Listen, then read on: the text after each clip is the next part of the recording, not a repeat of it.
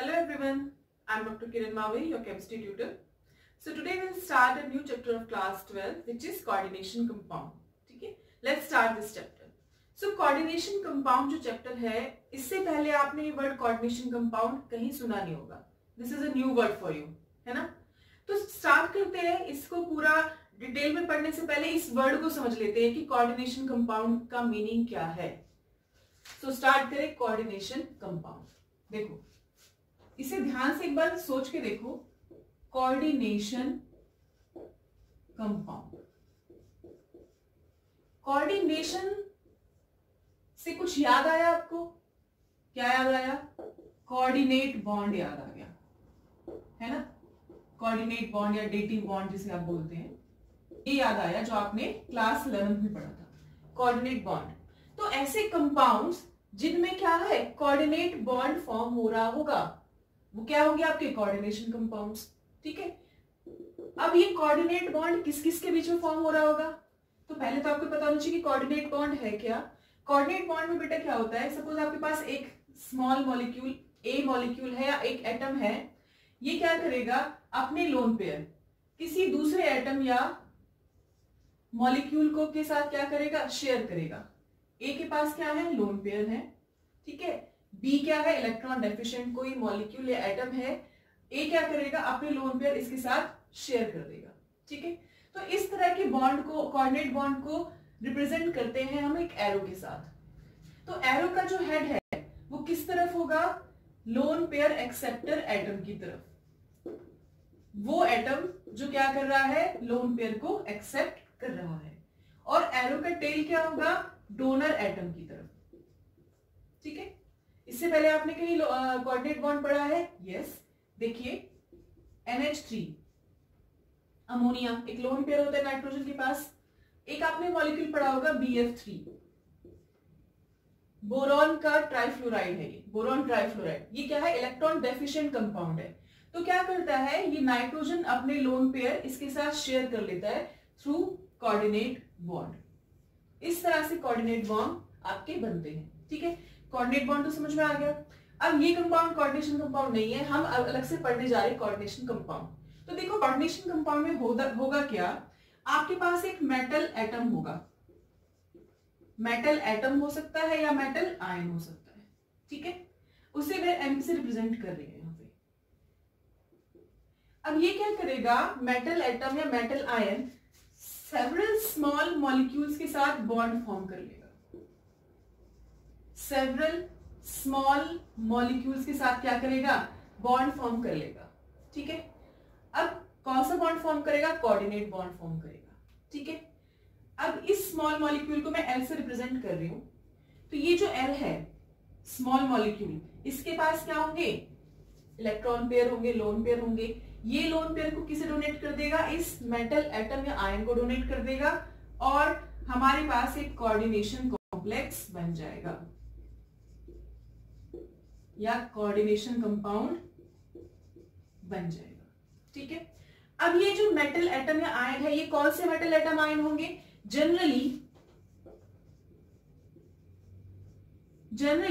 Transition elements जो है आपके, ट्रांजिशन एलिमेंट्स, इनकी प्रॉपर्टी होती है कोऑर्डिनेशन कंपाउंड्स फॉर्म करने की.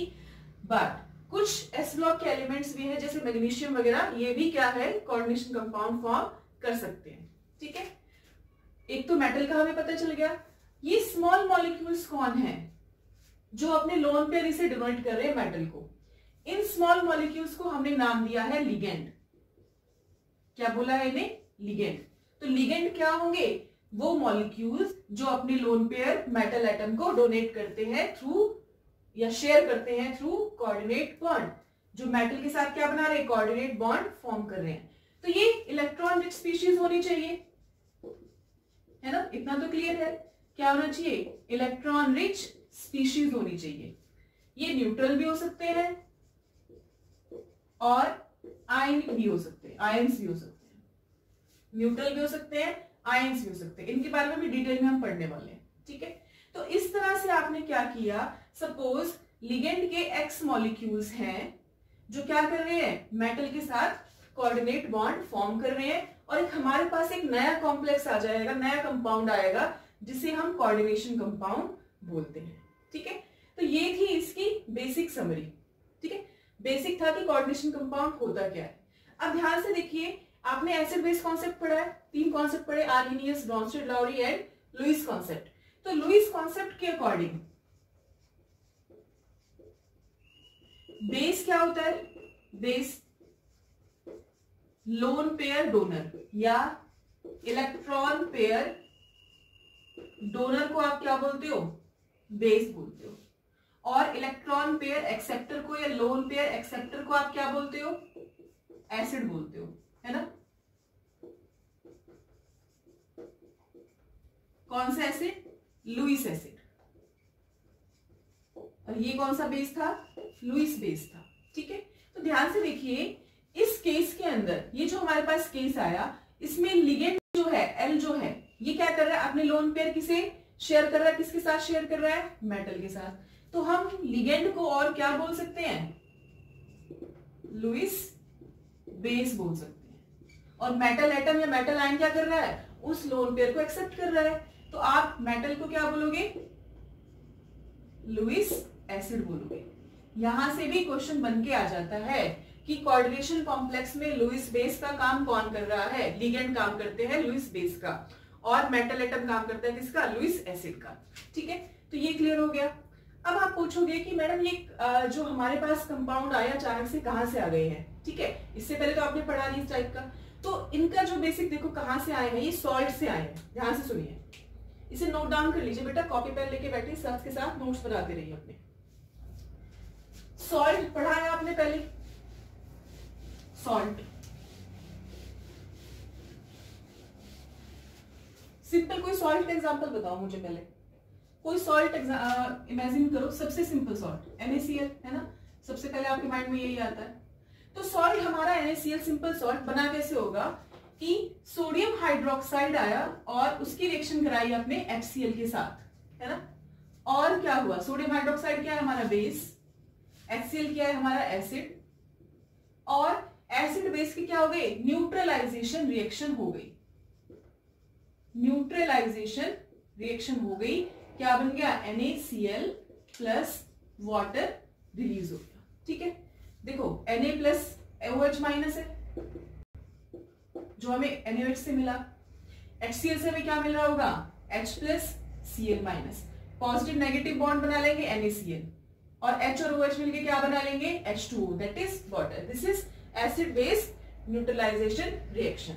अब ये जो NaCl हमारे पास फॉर्म हुआ है, देखो बहुत जनरल नॉलेज की बात है, ध्यान से पढ़ना, अभी प्रैक्टिकल एग्जाम्स आएंगे ना, वहां भी काम आएगा।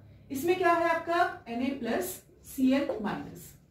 ठीक है, तो ये जो रेडिकल है Na प्लस रेडिकल जो है, ये कहां से आया आपके पास? NaOH से आया, यानी कि कहां से आया? बेस से आया। तो आप इसे बोलोगे बेसिक रेडिकल। ठीक है, बेसिक रेडिकल। क्लोराइड आयन जो है Cl माइनस, ये कहां से आया? ये आया आपका एसिड से। तो आप इसे क्या बोलते हो? एसिडिक रेडिकल बोलते हो। बेसिक रेडिकल जो बेस से आया, यानी कि Na प्लस, क्लोराइड कहां से आया? एसिड से, तो एसिडिक रेडिकल। ठीक है, और याद कैसे करोगे? किसी का सोर्स याद नहीं है तो एसिडिक से A, तो A से एनायन, एनायन है ना नेगेटिवली चार्ज, तो A से एनायन, A से एसिडिक, इस टाइप से आप इसे याद कर सकते हो। तो हमने सिंपल सॉल्ट बनाया एसिड बेस की न्यूट्रलाइजेशन रिएक्शन से। ठीक है, अभी थोड़ा मिक्स सॉल्ट भी हो सकता है, जिसमें क्या होगा? एक से ज्यादा कैटायन होंगे या एक से ज्यादा एनायन हो सकता है, कुछ भी पॉसिबल है। एक एग्जांपल ले लेते हैं आपका ब्लीचिंग पाउडर CaOCl और बाहर Cl। इसमें आपका क्या है? कैटायन क्या है आपका? Ca+2, कैल्शियम +2, और एनायन 2 है, OCl minus and Cl minus, hypochlorite ion and chloride ion. ठीक है, तो ये मिक्स सॉल्ट हो गए हैं। यहां तक तो ठीक था, ये सब एसिड बेस न्यूट्रलाइजेशन रिएक्शन से बन रही थी। ठीक है, अब कुछ हमारे पास एडिशन सॉल्ट्स भी आ जाते हैं, एडिशन कंपाउंड्स जिन्हें हम बोलते हैं एडिशन कंपाउंड्स। ध्यान से पढ़िएगा, देखो इनके नाम में ही इनके मीनिंग क्या है? हिडन होते हैं। एडिशन यानी कि जो ऐड करके बनाया होगा। तो एडिशन कंपाउंड्स में क्या हुआ कि आपके पास दो स्टेबल कंपाउंड्स आए, कंपाउंड 1 और कंपाउंड 2, दो स्टेबल कंपाउंड आए और उनकी मिक्सिंग से हमारे पास नया कंपाउंड फॉर्म हो गया, addition compound. For example KCl MgCl2 को आपने जब मिक्स किया एक्वस सॉल्यूशन के अंदर, वाटर के अंदर जब मिक्सिंग की KCl MgCl2 की, तो क्या बना, KCl.MgCl2.6H2O। ये नया कंपाउंड फॉर्म हो गया, ठीक है, जिसका नाम क्या है, कार्नेलाइट। ठीक है, सिमिलरली एक और कंपाउंड फॉर्म होता है FeSO4.NH4 का whole twice SO4.6H2O। Ferrous sulphate आया, अमोनियम सल्फेट आया, इस तरह से वो आपस में क्या हो गए, एक कंपाउंड की फॉर्म में एग्जिस्ट कर रहे हैं। इसका नाम क्या है, मोहर सॉल्ट। इंपॉर्टेंट है मोहर सॉल्ट, टाइट्रेशन करेंगे आप तब उसमें काम आएगा। और क्या बन सकता है, K2SO4.Al2SO4 का whole thrice 24H2O। This is potash alum, फिटकरी जो होती है पोटाश एलम। ठीक है, यानी कि एक स्टेबल कंपाउंड है, स्टेबल सॉल्ट है KCl, एक स्टेबल सॉल्ट है MgCl2। ठीक है, ये दोनों अगर हम मिक्सिंग करेंगे एक प्रोपोर्शन में, स्टोइकियोमेट्रिक रेशियो में, 1:1 के रेशियो में, तो हमारे पास ये नया कंपाउंड फॉर्म हो गया KCl.MgCl2.6H2O। ठीक है, सिमिलरली मोहर सॉल्ट फॉर्म हुआ FeSO4.NH4 का होल ट्वाइस SO4.6H2O। एक इसी तरह से पोटाश एलम फॉर्म हो गया है। तो ये हमारे पास कंपाउंड फॉर्म हो गए। अब हमने क्या किया, इन कंपाउंड्स को फर्दर वाटर में डिसॉल्व किया, यानी कि इनका सॉल्यूशन, ये तो सॉलिड स्टेट में है, अब हमने क्या किया, इनका सॉल्यूशन फॉर्म किया। तो सॉल्यूशन में क्या हुआ, हमें जब टेस्ट किया हमने, तो हमें K+ का टेस्ट भी मिल रहा था, Mg+2 का टेस्ट भी मिल रहा था, और कौन सा आयन है, क्लोराइड आयन का भी टेस्ट मिल रहा था, है ना। कैसे डिसोसिएट होंगे, देखिए K+Cl- MgCl2 कैसे डिसोसिएट होगा, Mg+2 Cl-, तो टोटल Cl- कितने हैं, दो क्लोराइड MgCl2 से, एक क्लोराइड कहां से, KCl से, तो टोटल 3 Cl- आ गए। तो जब आपने इनके सॉल्यूशन का टेस्ट किया तो आपको पोटेशियम का टेस्ट भी पॉजिटिव था, मैग्नीशियम का टेस्ट भी था, क्लोराइड का, यानी कि जब ये कंपाउंड को आप सॉल्यूशन में लेके जाओगे तो ये अपने इंडिविजुअल आयंस का टेस्ट देंगे। इसका मतलब इनके इंडिविजुअल आयंस क्या है, फ्री हैं, यानी कि सॉल्यूशन में जाते ही इन कंपाउंड की स्ट्रक्चर क्या हो गई है, खत्म हो गई है। सिर्फ सॉलिड स्टेट में एग्जिस्ट कर रहे थे, ये सॉल्यूशन में एग्जिस्ट नहीं कर रहे हैं। सिमिलरली मोहर सॉल्ट में से क्या क्या बनेगा, आयरन का, यानी कि Fe+2, सल्फेट पे -2 चार्ज है तो Fe पे +2 चार्ज होता है। ठीक है, और सल्फेट, कितने सल्फेट, एक सल्फेट यहाँ, एक सल्फेट यहाँ, तो 2 sulphate ion plus 2 ammonium ion, ये आपके पास फॉर्म हो गए। इसी तरह से पोटाश एलम को जब आप क्या करोगे, सॉल्यूशन स्टेट में लेके जाओगे, तो 2K+ 4SO4-2 सल्फेट आयन और 2 एल्यूमिनियम आयन 2Al+3, ये आयंस आपके पास मिल गए हैं। यानी कि जब हमने क्या किया, दो स्टेबल सॉल्ट्स को मिक्स किया और नया कंपाउंड बनाया, तो आप इन्हें को क्या बोलोगे, तो डबल सॉल्ट बोलोगे। क्या नाम दोगे आप इन्हें, डबल सॉल्ट, दो सॉल्ट से मिलकर बना डबल सॉल्ट। तो सॉलिड स्टेट में तो ये था कि स्टोइकियोमेट्रिक रेशियो में कंबाइन करने पे ये एग्जिस्ट कर रहा था, बट जैसे ही आप इन्हें सोल्यूशन में लेके गए तो ये ब्रेक हो गया। तो हमारे माइंड में तक यही चल रहा है कि हम जब दो स्टेबल कंपाउंड्स को मिक्स करेंगे तो क्या होगा, वो सॉलिड स्टेट में तो रहेगा बट सॉल्यूशन में जाते ही अपने अपने आयंस में डिसोसिएट हो जाता है। तो हमने क्या किया, फर्दर कुछ रिएक्शन कराई, इसे नोट डाउन कर लेना पॉज करके, ठीक है। फर्दर एक रिएक्शन कराई, किस किस की कराई,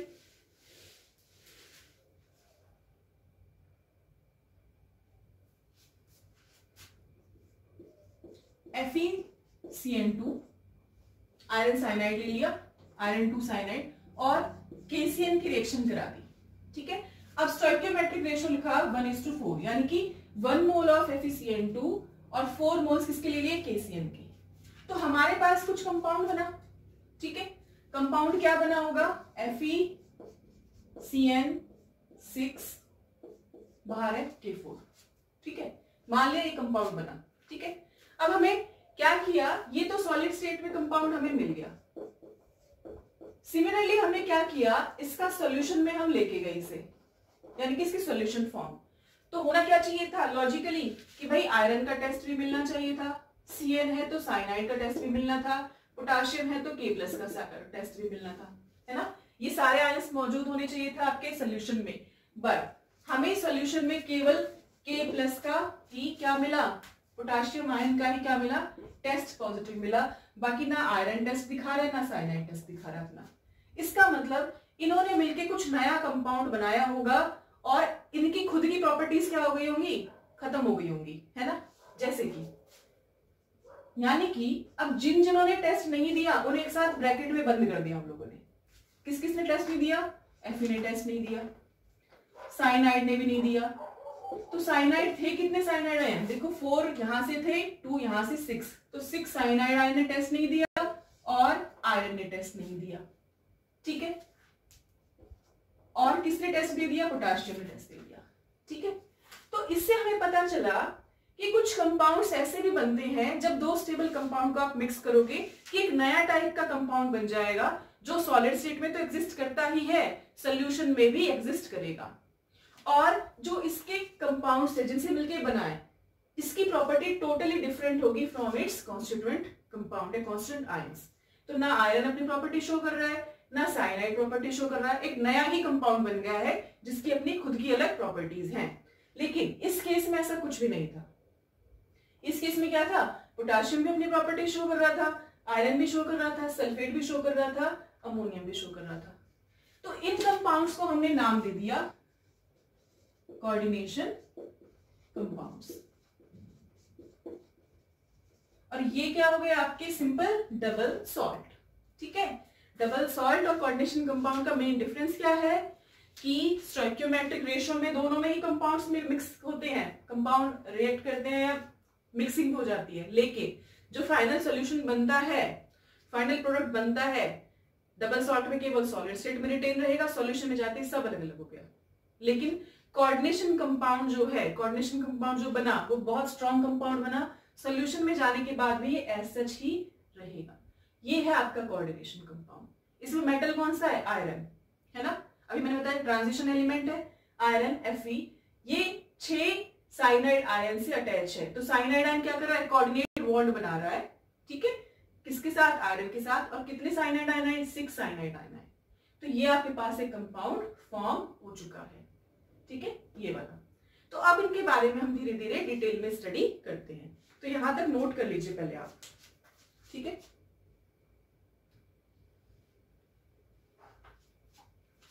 चलिए अब स्टार्ट करते हैं हम अपना मेन कोऑर्डिनेशन कंपाउंड्स।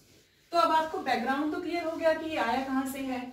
एक लुईस एसिड, लुईस बेस बोलते हैं किसे, मेटल और लिगेंड को। लिगेंड क्या कर रहा है, अपना लोन पेयर डोनेट कर रहा है, या सिंपल कह सकते हैं लोन पेयर शेयर कर रहा है, ठीक है। कंप्लीट डोनेशन नहीं होता, शेयरिंग होती है। देखिए कोऑर्डिनेशन कंपाउंड्स, डेफिनेशन लिखवाने की जरूरत तो है नहीं। The compound in which a central metal atom or central metal ion is coordinated through small molecules called ligands via coordinate bond, है ना। ये क्या हो जाएंगे, कोऑर्डिनेशन कंपाउंड्स हो जाएंगे। एग्जाम्पल क्या क्या है, अब देखो ये जो हम कोऑर्डिनेशन कंपाउंड बनाते हैं इनको लिखने का तरीका क्या है, पहचानोगे कैसे, ये हमेशा स्क्वायर ब्रैकेट के अंदर बंद होंगे। तो जब भी कोई कंपाउंड देखो जो किस में बंद है, स्क्वायर ब्रैकेट के अंदर इनक्लोज है, आप उसे क्या बोल दोगे कि ये जरूर कोऑर्डिनेशन कंपाउंड है। तो अभी मैंने बताया कि कोऑर्डिनेशन कंपाउंड में क्या होगा, एक मेटल होगा, ठीक है, मेटल एटम में मेटल आयन होगा जो किससे अटैच होगा, लिगेंड से अटैच होगा। अब अभी हमें लिगेंड का नंबर भी नहीं पता, कितने लिगेंड्स हैं, 2 है, 4 है, 6 है, 5 है, कितने हैं, तो हमने इसे x बना दिया, ठीक है, कि metal atom x number of ligand से अटैच है थ्रू कोऑर्डिनेट बॉन्ड, ठीक है। अब ये जो आपकी एक स्पीशीज बन गई, इसे बोलते हो आप कोऑर्डिनेशन स्फीयर, जो स्क्वायर ब्रैकेट के अंदर है। ठीक है, अब इसके बाहर भी कुछ हो सकता है, यहां भी कुछ हो सकता है। बाहर वाला चाहे यहां है चाहे यहां है, आप उसे बोलेंगे ionisation sphere, ionisation sphere. Clear हुआ? स्क्वायर ब्रैकेट वाले को क्या बोलते हैं? Coordination sphere. बाहर वाले को क्या बोलते हैं? Ionization sphere. एम क्या है? एम मेटल आयन, और आप इसे बोलोगे मोर करेक्टली सेंट्रल मेटल आयन और सेंट्रल मेटल एटम। एल क्या है? एल है लिगेंड, है ना। और एक्स क्या डिनोट कर रहा है कि कितने लिगेंड्स अटैच है, number of ligands attach to the central metal ion. तो इस तरह से आप एक कोऑर्डिनेशन कंपाउंड को डिनोट करते हैं। ठीक है, अब एक रियल एग्जांपल लेके देखते हैं। तो ध्यान से देखो, अभी अभी मैंने एक कंपाउंड बनाया था K4FeCN6। ठीक है, K4FeCN6, इसके नाम वगैरह नोमेनक्लेचर सब पढ़ेंगे, अभी सिंपल देखो इसे। ठीक है, तो FeCN6 ये जो है स्क्वायर ब्रैकेट के अंदर, दिस इज कोऑर्डिनेशन स्फीयर,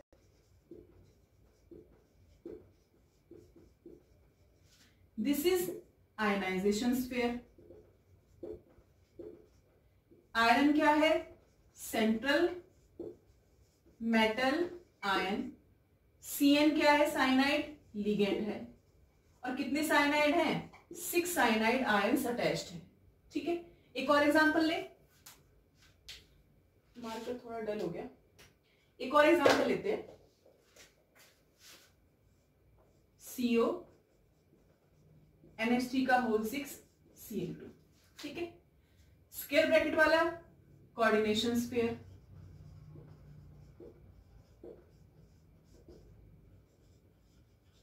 बाहर वाला आयनाइजेशन स्फीयर। CO क्या है? सेंट्रल मेटल आयन, इसे शॉर्ट में CMI लिख सकते हैं ना। और NH3 क्या है? यहां NH3 लिगेंड है, जो क्या कर रहे होंगे? अपने लोन पेयर डोनेट कर रहे होंगे या शेयर कर रहे होंगे with the metal ion which is cobalt here. 6 क्या है? 6 सिंपल नंबर डिनोट कर रहा है कि कितने लिगेंड्स हैं, कितने लिगेंड मॉलिक्यूल्स हैं। ठीक है, अब आपने एक चीज नोटिस करी कि स्फीयर तक तो ठीक था, कोऑर्डिनेशन स्फीयर मैंने यहां भी बनाया, यहां भी बनाया। एक बार तो मैंने आगे की तरफ रख दिया जो आयनाइजेशन स्फीयर है, काउंटर आयन, एक बार लास्ट में रखा है। तो ऐसा क्यों रखा है? तो इनके कुछ सेट रूल्स होते हैं लिखने के। ध्यान से देखो, इसे नोट डाउन कर लेना, पॉज करके ध्यान से देखिए।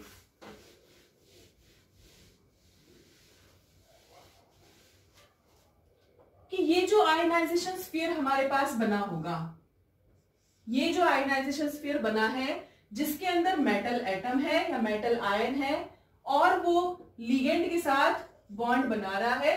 कौन सा बॉन्ड? Coordinate bond. लिगेंड अपने लोन पेयर डोनेट कर रहा है, यानी कि सिग्मा डोनेशन हुआ, सिग्मा इलेक्ट्रॉन से तो होते हैं वो, तो सिग्मा डोनेशन हुआ, सिग्मा इलेक्ट्रॉन्स लिगेंड अपने मेटल को डोनेट कर रहा है।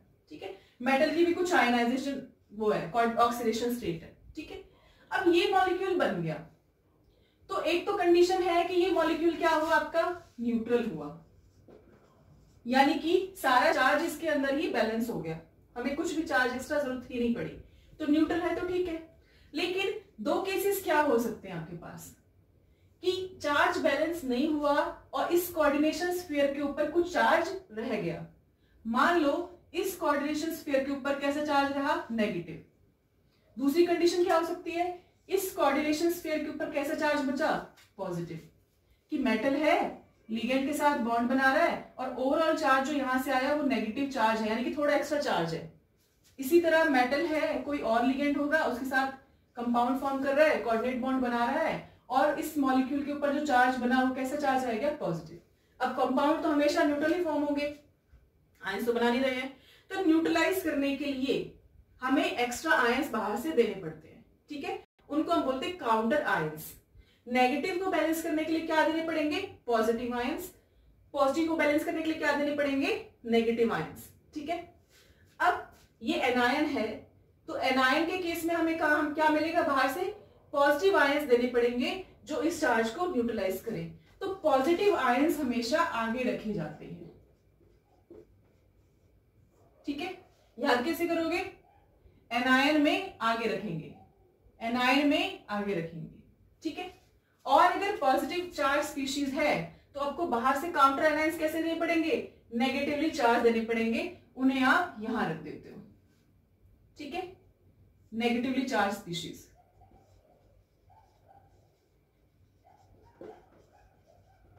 अब पॉजिटिव चार्ज क्या है, जनरली एस ब्लॉक वाले होते हैं, है ना, लिथियम, सोडियम, पोटेशियम, कैल्शियम, ये सब क्या है, पॉजिटिव चार्ज स्पीशीज होती है, पॉजिटिव चार्ज बनाते हैं, यानी कि मेटल आयंस ही होते हैं इनडायरेक्टली। पोटेशियम मेटल ही तो है, तो आप उन्हें आगे रख देंगे, यानी कि एक के पे कितना चार्ज होता है, +1, इस पे कितना चार्ज था, -4, तो बैलेंस करने के लिए मैंने 4K+ रख दिया।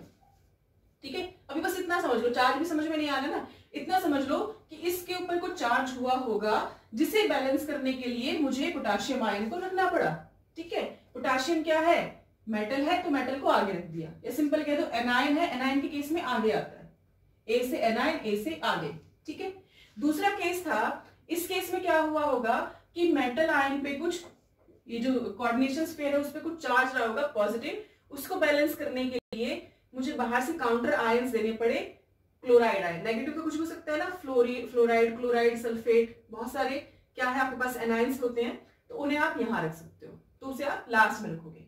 ठीक है, तो आप इसे आयनाइजेशन स्फीयर तो बोलते हो, और पर्टिकुलरली ये है क्या, काउंटर आयंस। क्या है ये, काउंटर आयंस। तो काउंटर आयंस का काम क्या हुआ, चार्ज को बैलेंस करना। ठीक है, इन्होंने क्या किया, पॉजिटिव चार्ज हो चाहे नेगेटिव चार्ज हो, उस चार्ज को बैलेंस किया है। तो क्लोराइड भी यहां क्या है, काउंटर आयन है। क्लियर हुआ। अब इसका 3D व्यू देखो, थोड़ा पिक्चराइज करो 3D। कैसे पिक्चराइज करोगे कि सेंटर में कोबाल्ट है, ठीक है, उसके साथ एक 6 लिगेंड मॉलिक्यूल्स अटैच है, सपोज अमीन है इस केस में, NH3 आपने अमोनिया पढ़ा है, बट लिगेंड बोलते हैं अमीन, वो भी क्लियर हो जाएगा अभी। ठीक है, तो 6 अमोनिया लिगेंड्स है आपके पास। ठीक है, इसे आप बोलोगे पूरे कोऑर्डिनेशन एंटिटी। मेटल एटम के साथ क्या है, लिगेंड अटैच है, क्या है ये, कोऑर्डिनेशन एंटिटी। ठीक है, अब इनकी कुछ ज्योमेट्री होगी, 3 डायमेंशनल अगर हम देखें तो कुछ ज्योमेट्री होगी। तो 6 को आप कैसे अरेंज करते हो, सोच के देखो। अभी मैंने आपको पढ़ाया भी था जब केमिकल बॉन्डिंग करते हैं कि 6 अगर इलेक्ट्रॉन्स या 6 एटम्स या मॉलिक्यूल्स है तो कैसे अरेंज करोगे, मैक्सिमम डिस्टेंस पे, कि 4 को तो रख दो एक प्लेन में, ये सेंट्रल मेटल एटम है, 4 आपके कहां होंगे, प्लेन में, और एक अबव द प्लेन, एक बिलो द प्लेन, है ना। तो इस 3 डायमेंशनल व्यू को बोलते हैं ज्योमेट्री। ठीक है, और कोऑर्डिनेशन पॉलीहेड्रल। तो ये सारी टर्मिनोलॉजी मैं आपको क्लियर कर रही हूं ताकि कहीं आप पढ़े तो कंफ्यूज ना हो।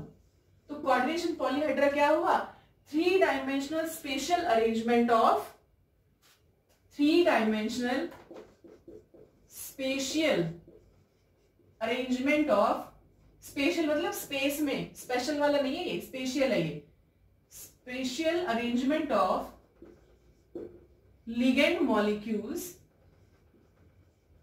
अराउंड सेंट्रल मेटल आयन, ये होता है कोऑर्डिनेशन पॉलीहेड्रा। ठीक है, ये समझ में आया, इसे नोट डाउन कर लो। ठीक है, अभी सिर्फ आपके बेसिक्स ही क्लियर हो रहे हैं, आपको पता होना चाहिए ना कि के क्यों लिखा है और आगे क्यों लिखा है, क्लोराइड लिखा है तो पीछे क्यों लिखा है। ठीक है, अब देखो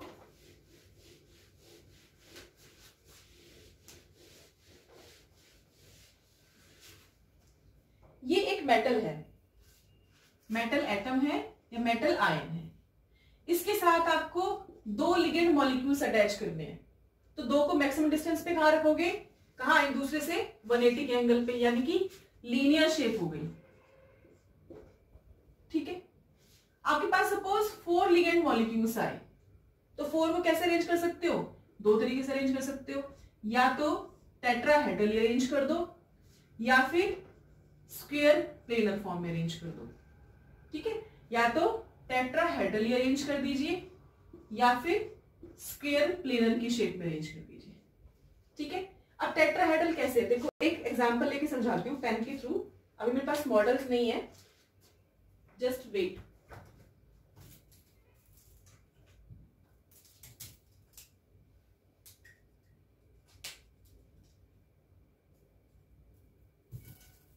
देखिए ये आपके पास सपोज एक सेंट्रल एटम है बीच में, ठीक है। टेट्राहेड्रल का मीनिंग क्या होता है, सेंट्रल एटम से आपको 4 लिगेंड मॉलिक्यूल्स अटैच कर दे, लिगेंड भी हो सकते हैं सिंपल हर जगह। टेट्राहेड्रल की शेप कैसे होती है, तो आपको एक इस टाइप से करना है और 3 यहां इस टाइप से अरेंज करने हैं, ठीक है। ये हो गई आपकी टेट्राहेड्रल शेप। इतने अच्छे से रिप्रेजेंट नहीं हो पा रही है बिकॉज मॉडल्स नहीं है, वरना मॉडल होते हैं ना प्रॉपर, उनसे समझ में आता है। ये शेप होती है टेट्राहेड्रल। तो चाहे आप इसे ऐसे करो चाहे ऐसे करो, ये शेप कैसी है, टेट्राहेड्रल शेप है। यानी कि 4 को आपने क्या रखा, मैक्सिमम डिस्टेंस पे रखा, 109 डिग्री 28 मिनट के एंगल पे रखा, ठीक है। और इन 4 को कैसे रख सकते हो कि मेटल एटम है सेंटर में और एक प्लेन में ही अरेंज कर दीजिए। ये रहा प्लेन, देखिए ऐसे, ठीक है। बीच में क्या है, मेटल है। ये 4 लिगेंड एक प्लेन है, ये प्लेन है। इस प्लेन के अंदर ही क्या है, अरेंज है। ये प्लेनर है ना। देखो अगर मैं ऐसे बनाऊं तो ये रहा प्लेन है ना, और 4 लिगेंड मॉलिक्यूल अटैच है इस टाइप से, ठीक है। इसे ऐसे भी रख सकते हो। और इस केस में क्या था कि 4 लिगेंड मॉलिक्यूल टेट्राहेड्रली इस टाइप से अरेंज है, इस टाइप से। दिस इज टेट्राहेड्रल अरेंजमेंट, और अच्छे से मॉडल के थ्रू रिप्रेजेंट हो सकता है, ठीक है। ये तो था अगर 4 लिगेंड मॉलिक्यूल्स आ गए, और अगर 6 लिगेंड मॉलिक्यूल्स आए तो 6 लिगेंड मॉलिक्यूल्स आए तो कैसे अरेंज करोगे। ये स्क्वायर प्लेनर समझ में आया कि मेटल एटम है, 4 लिगेंड्स हैं एक प्लेन के अंदर, अब एक अबव द प्लेन और एक बिलो द प्लेन। तो ये सब क्या है, कोऑर्डिनेशन पॉलीहेड्रा है, जिससे हमें क्या पता चल रही है, ज्योमेट्री पता चल रही है कि शेप कैसी है, ज्योमेट्री कैसी है। टेट्राहेड्रल है, ऑक्टाहेड्रल है, स्क्वायर प्लेनर है, या फिर लीनियर है, ठीक है। और ऑक्टाहेड्रल में क्या हो गया, एक प्लेनर मॉलिक्यूल बनाइए इस टाइप से, ठीक है। ये प्लेनर है, 90 डिग्री एंगल होगा, ठीक है। और एक लिगेंड अबव द प्लेन और एक लिगेंड बिलो द प्लेन। ये होती है tetrahedral arrangement, sorry octahedral arrangement, ठीक है। 6 लिगेंड मॉलिक्यूल, 1 2 3 4 5 एंड 6, ठीक है। इस तरह से 6 एटम को या 6 मॉलिक्यूल्स को आप अरेंज करते हुए ऑक्टाहेड्रल ज्योमेट्री। क्लियर हुआ, ठीक है। तो ये तो आपकी ज्योमेट्री क्लियर हो गई है। अभी हम क्या करने वाले हैं, कोऑर्डिनेशन नंबर एक वर्ड होता है, कोऑर्डिनेशन नंबर, इसी से रिलेटेड है। कोऑर्डिनेशन नंबर,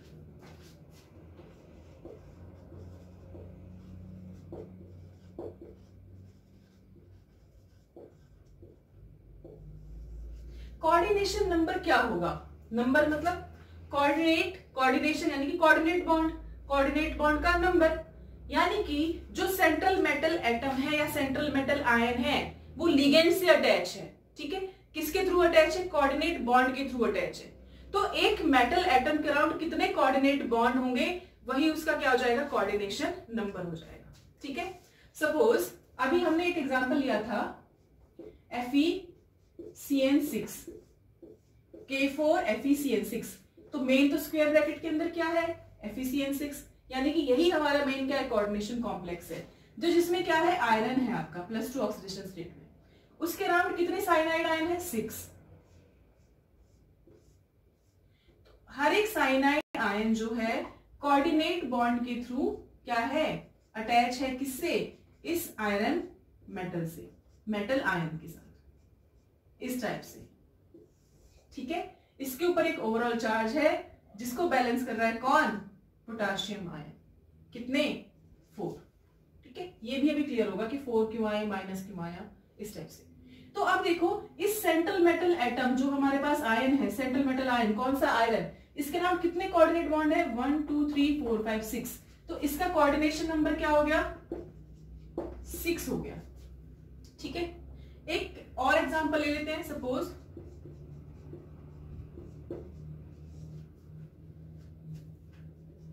एक कॉम्प्लेक्स ही आपके पास ही है, CuNH3 का होल 4 और +2 चार्ज है, सिंपल बाहर सल्फेट लिख देते हैं, ठीक है। इसके अंदर कॉपर मेटल आयन है, सेंट्रल मेटल आयन, उससे कितने लिगेंड्स अटैच है NH3, 4 लिगेंड्स अटैच्ड हैं, ठीक है। और हर कोई एक कोऑर्डिनेट बॉन्ड के थ्रू अटैच है, तो इसका कोऑर्डिनेशन नंबर कितना हो गया, 4 हो गया, ठीक है। तो एक सेंट्रल एटम के अराउंड जितने भी कोऑर्डिनेट बॉन्ड्स होंगे वही उसका कोऑर्डिनेशन नंबर होता है। अब बाय डिफॉल्ट ये मत सोचने लग जाना कि इन लिगेंड के आगे जो नंबर लिखा है वही कोऑर्डिनेशन नंबर है, ठीक है, ऐसा नहीं होता। अभी हम आइडेंटिटी पढ़ेंगे जस्ट इस टॉपिक के बाद कि लिगेंड अलग अलग वे में अटैच हो सकता है, ठीक है, तो उस केस में चेंज हो जाएगा, ठीक है, अभी क्लियर होगा आपके पास। तो एक समराइज अगर हम करें कि एक जनरल व्यू हमने देखा, जनरलाइज क्या किया हमने कि आयरन +2, आयरन +3,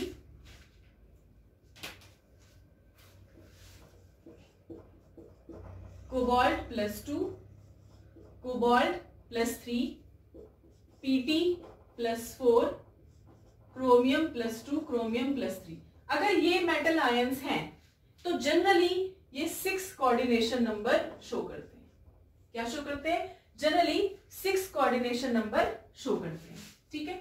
और प्लेटिनम +2, निकिल +2, कॉपर +2, जिंक +2, ये जो आयन है, ये जो मेटल आयन है, ये 4 भी शो कर सकते हैं कोऑर्डिनेशन नंबर और 6 कोऑर्डिनेशन नंबर भी शो कर सकते हैं। यानी कि ये जो लिगेंड, ये जो मेटल आयन है, ये लिगेंड मॉलिक्यूल से 4 कोऑर्डिनेट बॉन्ड के थ्रू भी अटैच हो सकते हैं, 6 कोऑर्डिनेट बॉन्ड के थ्रू भी अटैच हो सकते हैं, ठीक है, दोनों हो सकता है। अब कुछ मेटल आयन से suppose copper plus, Ag plus, Au plus, ठीक है, ये क्या करते हैं, जनरली ये 2 कोऑर्डिनेशन नंबर शो करते हैं। जनरली वर्ड बोला मैंने, एक्सेप्शन हर जगह होते हैं, ठीक है। अब इस तरह से आप कोऑर्डिनेशन नंबर देखते हो। तो अब आपने देखा कि 2 कोऑर्डिनेशन नंबर है, 4 भी है, 6 है, तो फिक्स नहीं है, 16 तक कोऑर्डिनेशन नंबर भी हो सकता है। कोबाल्ट के कुछ हमें क्लस्टर कॉम्प्लेक्सेस मिले बोरॉन के साथ, ठीक है, ड्रम शेप में, ड्रम मॉलिक्यूल्स बोलते हैं, आपके लेवल का नहीं है, बट उसमें 16 कोऑर्डिनेशन नंबर भी पॉसिबल है। तो ये मत सोचना कि 6 ही होते हैं, ठीक है, आपके लेवल तक इतना ही है, 2, 4, 6, समझ में आया। तो ये है आपके कोऑर्डिनेशन नंबर। अब कोऑर्डिनेशन नंबर निकालने का एक तरीका होता है, ठीक है, वो कब समझ में आएगा, जब आप लिगेंड की डेंसिटी पढ़ेंगे, उसमें बताऊंगी मैं। इतना समझ में आ गया। अब नेक्स्ट टॉपिक हमारे पास आ गया है लिगेंड, ठीक है, क्या आया, लिगेंड आया है।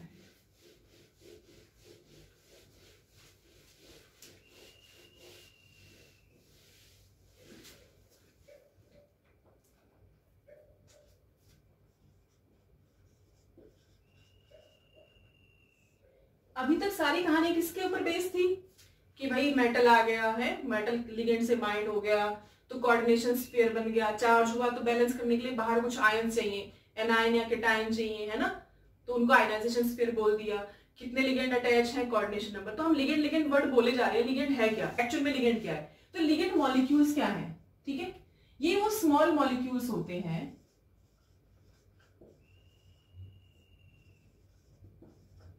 which have lone pair of electrons और इलेक्ट्रॉन रिच स्पीशीज होते हैं। जरूरी नहीं है हर बार लोन पेयर होगा, नेगेटिव चार्ज हो सकता है, इलेक्ट्रॉन रिच स्पीशीज होती है और इनकी टेंडेंसी क्या होती है, ये अपने लोन पेयर को या इलेक्ट्रॉन पेयर को कोऑर्डिनेट बॉन्ड के थ्रू मेटल को क्या कर सकते हैं, डोनेट कर सकते हैं, शेयर कर सकते हैं, कोऑर्डिनेट बॉन्ड बनाते हैं किसके साथ, मेटल के साथ, ठीक है।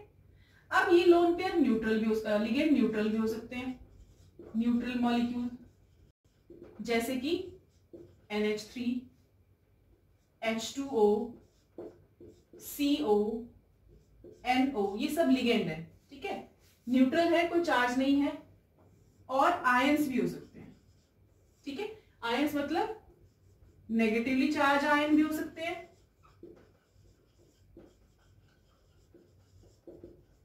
और कुछ केसेस में, वेरी फ्यू केसेस में पॉजिटिवली चार्ज आयंस भी होते हैं।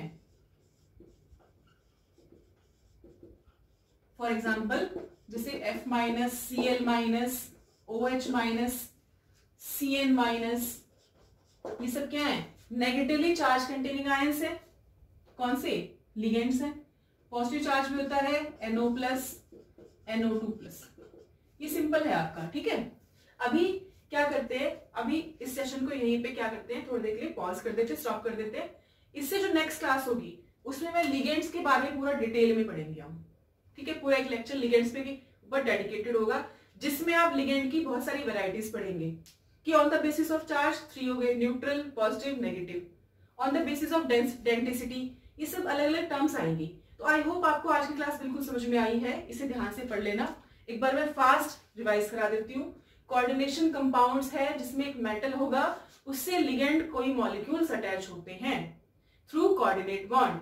लिगेंड किसे बोला? जिनके अंदर ये कैपेबिलिटी हो कि वो अपना लोन पेयर इसके साथ शेयर कर सकते हैं थ्रू सिग्मा बॉन्ड।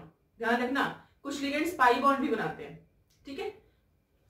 वो सब भी होगा, बाद में आएंगे, वो कोऑर्डिनेशन नंबर लास्ट में पढ़ाएंगे उन सबको थोड़ा डिटेल में। अभी सिंपल सिंपल चीजें पढ़ो, ठीक है। ये क्लियर हो गया। अब इस स्क्वायर ब्रैकेट के अंदर जो भी रखा, पता कैसे करोगे? कोऑर्डिनेशन कॉम्प्लेक्स से हमेशा स्क्वायर ब्रैकेट के अंदर रखना होगा। स्क्वायर ब्रैकेट के अंदर जो भी होगा उसे क्या बोलोगे? Coordination sphere.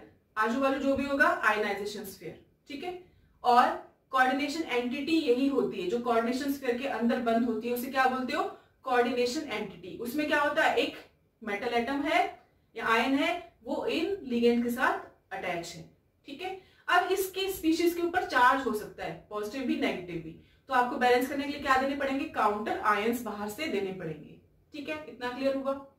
अब ध्यान से देखो और क्या बात थी कि कितने number of coordinate bond present है अराउंड मेटल आयन, वो उसका कोऑर्डिनेशन नंबर हो जाता था। तो ये सब चीजें आपने थोड़ा आज बिल्कुल बेसिक इंट्रोडक्शन पढ़ा है, ठीक है। नेक्स्ट क्लास से हम डिटेल में लिगेंड्स को पढ़ेंगे। तो आई होप आपको सब समझ में आया होगा। अच्छे से कॉपी में नोट डाउन कर लीजिए इसे।